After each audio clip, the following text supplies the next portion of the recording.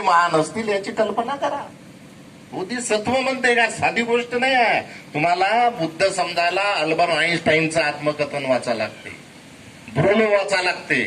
हे सगळे त्याच्यानंतर तुमचं ते काय इथले काय आपले ते मोठे विचारवंत, जगातले मोठे विचारवंत, त्यांचं जर आत्मकथन वाचलं तर आपल्या लक्षात येईल की बुद्ध किती महान आहेत म्हणून, आणि त्याचा संघ किती महान आहे. संघ आता तुम्ही आम्ही किती मोठे विद्वान असेल, शेवटी आपण उपासक आहोत.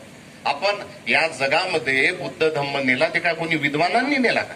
तुम्ही आम्ही नेला का? कितीही मोठे विद्वान असो, आपण शेवटी गृहस्थ आहोत. आपल्यामध्ये अनेक विकार आहे, राग आहे, लोभ आहे, द्वेष आहे, मोह आहे. हे जगामध्ये जो बुद्ध धम्म नेला हे या भिक्खूंनी नेला. श्रीलंकेमध्ये महेंद्र कोण होऊन गेले? भिक्खू होऊन गेले. म्यानमारमध्ये भिक्खू गेले. चायनामध्ये नालंदामधून भिक्खू गेले.